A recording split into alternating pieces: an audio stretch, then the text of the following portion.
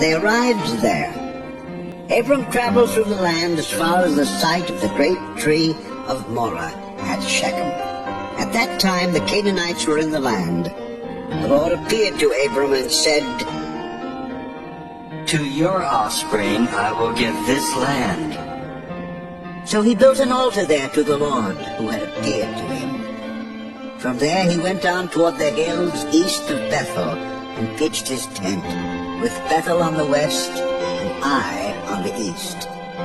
There he built an altar to the Lord and called on the name of the Lord. Then Abram set out and continued toward the Negev. Now there was a famine in the land, and Abram went down to Egypt to live there for a while, because the famine was severe. As he was about to enter Egypt, he said to his wife Sarai, "I know what a beautiful woman you are. When the Egyptians see you, they will say, 'This is his wife.' Then they will kill me, but will let you live. Say you are my sister, so that I will be treated well for your sake. My life will be spared because of you." When Abram came to Egypt, the Egyptians saw that she was a very beautiful woman. And when Pharaoh's officials saw her, they praised her to Pharaoh, and she was taken into his palace. He treated Abram well for her sake, and Abram acquired sheep and cattle, male and female donkeys, men servants and maidservants and camels. But the Lord inflicted serious diseases on Pharaoh and his household because of Abram's wife Sarai. So Pharaoh summoned Abram. "What have you done to me? Why didn't you tell me she was your wife? Why did you say, 'She is my sister,' so that I took her to be my wife? Now then, here is your wife. Take her and go."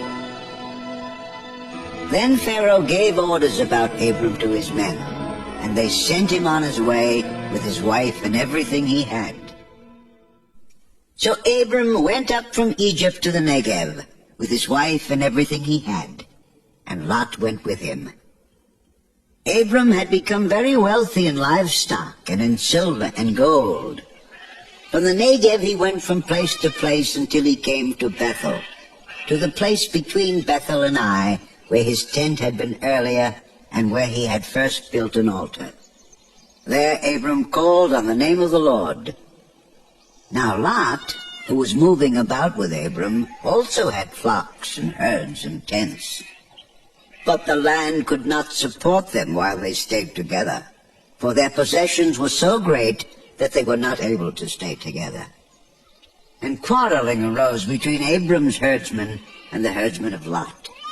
The Canaanites and Perizzites were also living in the land at that time. So Abram said to Lot, "Let's not have any quarreling between you and me, or between your herdsmen and mine, for we are brothers. Is not the whole land before you? Let's part company. If you go to the left, I'll go to the right. If you go to the right, I'll go to the left."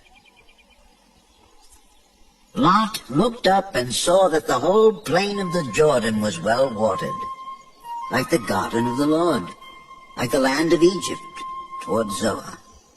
This was before the Lord destroyed Sodom and Gomorrah. So Lot